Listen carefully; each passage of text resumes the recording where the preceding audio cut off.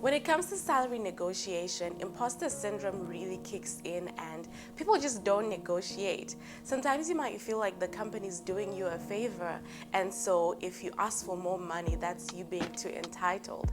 And sometimes you might feel like if you ask for more money, they're going to pull back their offer. Stop it. Just stop it. You're a valuable employee to be with things to bring to the table. And that's the reason why they've made the offer to you and not to the other candidates that they've met with. So stop downplaying yourself. Hi and welcome to my channel. If this is your first time here, thank you for clicking this video. My name is Nicole Nyasha and I share career-related content. So if you enjoy this video, be sure to give it a thumbs up and subscribe for more. Today we're discussing something that is very, very important, but a lot of people shy away from actually doing, and that is salary negotiation. 7, if not 8 out of 10 people don't negotiate their salaries, and they're leaving a lot of money on the table. And so in this video, I want to give you some tips, some strategies, and later on some scripts as well that you can use in negotiating your salary. The very first thing you should do from the moment you decide to want to search for a new job is think about the lifestyle you want to live. So think about the car you want to drive, the house you want to live in, the schools you want to send your children to, the kind of shops you want to shop in, the restaurants you want to dine in, the kind of experiences you want to live, just the quality of life you want to live, and determine what kind of salary would suit that kind of lifestyle. You want to know how much you need to get paid in order to afford this lifestyle. Now, once you've done that, keep that figure at the back of your head and then go on and do some industry research. You want to find out what other people who do what you do get paid in your industry. And it's very important to take note of your industry, because an accountant who's working in oil and gas, an accountant in a tech firm, and an accountant in retail might not necessarily get paid the same. So you want to do industry specific research, and there are a lot of different ways that you can find out this information. You can go on websites like payscale.com. If you just go on Google and search average salary for a brand manager in food and beverage, for example, Google's going to pop up a lot of different websites that you can use to gather this information. You can even use a website called Glassdoor. This is very important and useful if you want to find out how much specific companies pay for specific roles. Say, for example, you're applying for an accounting position in Nestle. If you were to go to Nestle and search for, I don't know, accountant, for example, you're going to be able to find out what accountants in Nestle are getting paid. And I just use Nestle because that's the first company that came to my mind, but you can do this for a lot of different companies. Glassdoor is also very useful if, let's just say, you want to do research on a company before you go for an interview. You want to find out maybe what other people have been asked in interviews in the past. But for the purposes of this topic, yeah, Glassdoor will tell you or give you an indication what kind of offers people have gotten in the past. So when you're doing this research, I want you to take note of the range. So that range that people in your industry for the work that you do are getting paid. I want you to keep in mind the top range, the mid range, and you also want to take note of the lower end of that range. So you've determined what kind of salary you need to be on to afford the life that you want to live. You have that figure at the back of your head. Now you've determined what the range is in the industry. The third thing that you should do is look at where you stand now. So what are you getting paid now? Are you at the very bottom of the range? Are you mid-range? Or are you at the top end of that range? It's important that you know these things so that you can go on to the next step, which is to then determine how much you want to get paid. And you obviously need to use wisdom, because just because the life you want to live costs $180,000 a year doesn't mean you really deserve to be paid $180,000 per year. So that's why it's important that you look at your experience, look at where you stand now professionally, and then also look at the industry. What is the industry saying? It's important that you just don't throw out a number that comes to the top of your head during an interview. And this is where a lot of people get it wrong. They don't do their research prior to the interview, and you can tell because people will just throw in crazy figures and you're thinking, did you really think about this figure before you said it, or you're just trying your luck? So determine how much it is that you want to get paid based off this information that you gathered. What's that ideal amount that, you know what, if I get paid this amount, I'm going to be very happy. I'm going to accept this offer without even thinking about it. Then once you've done that, keep that figure at the back of your head. You want to now think about your walkaway figure. What's a figure that if they offer you even $1 lower than that figure, you're not even going to move forward with the interview process.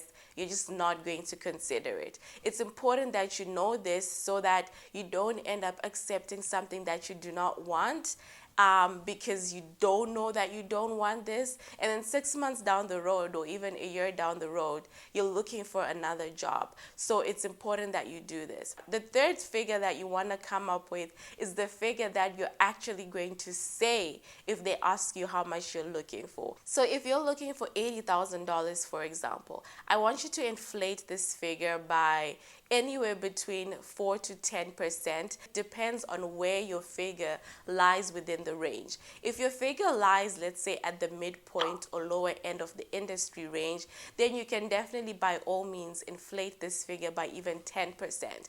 But if you're already like at the top end of the range, maybe don't inflate it by 10%, because sometimes the company just won't do it. It's too expensive for them. So maybe inflate that figure by 2 to 3%. So let's just say, for example, what your ideal figure is 80,000. What you're going to tell them when they ask you is you're going to say you're looking for 84,500.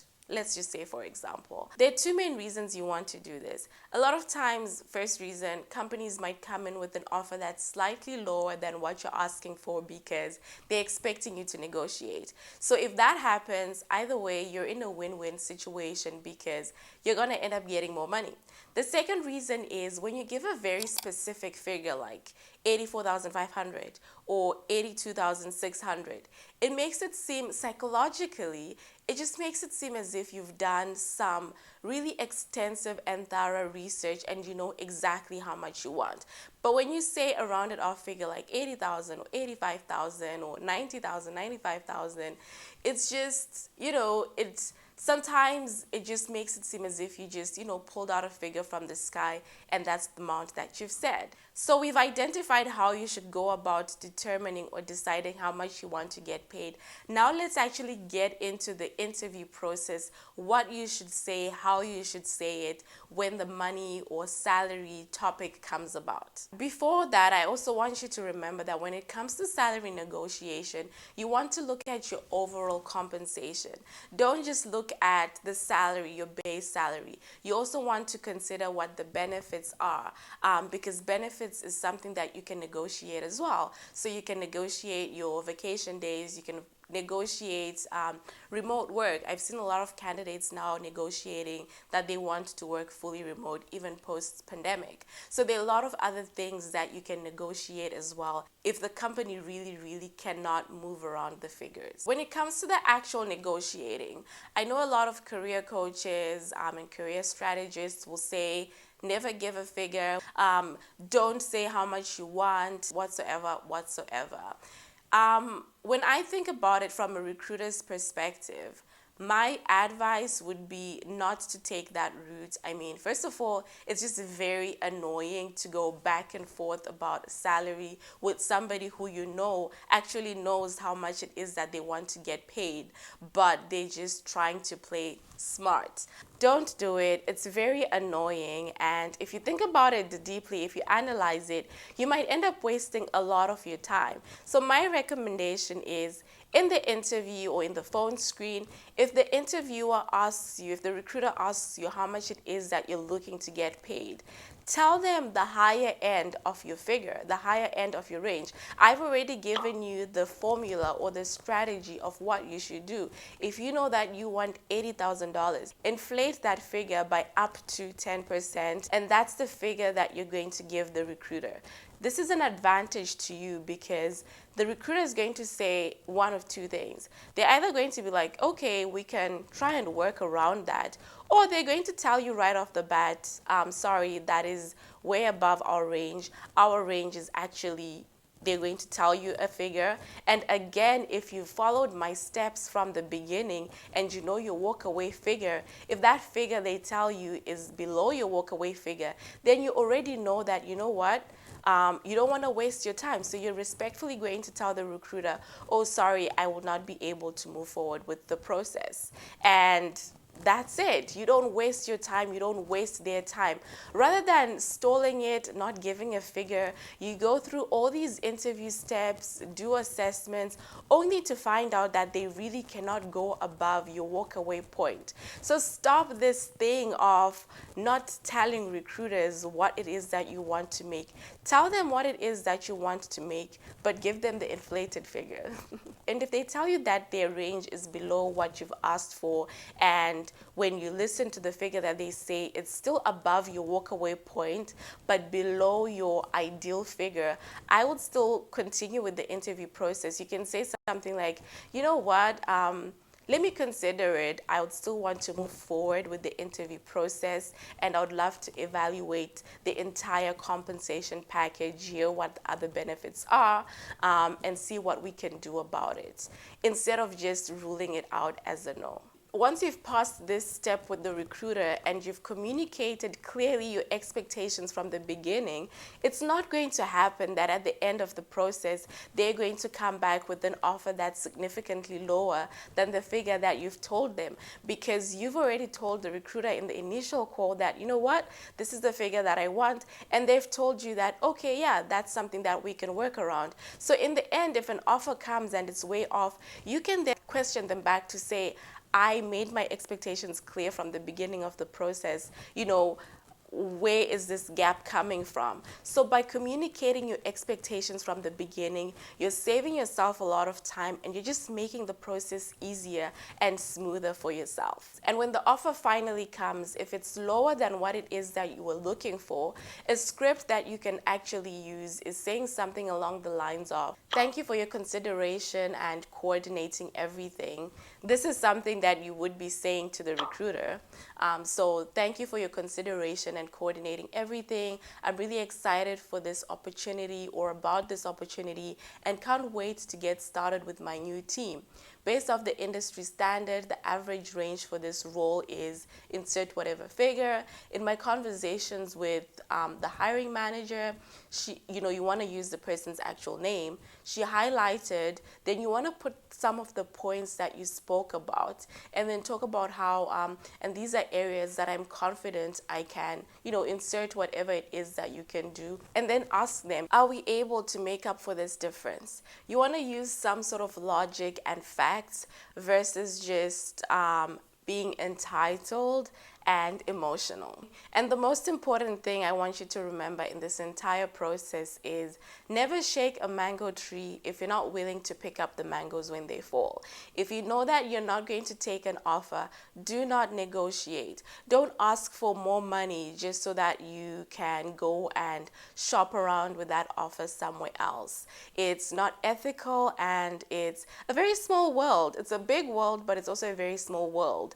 The recruiter or the hiring manager at that company might be the recruiter or hiring manager at the next company you're going to interview tomorrow. So make sure you're taking care of your reputation, because a good name is important. So best wishes negotiating. Save this video under your job search playlist and make reference to it anytime you're going for an interview. Never ever go to an interview without knowing these three figures: your ideal figure, your walkaway figure, and the inflated figure that you're going to give when they ask you what it is that you're looking for. And once you get that offer with your desired salary, I do have a video with tips on how to make a great first impression at your new job. Thank you so much for watching. God bless you, and I will see you in the next video.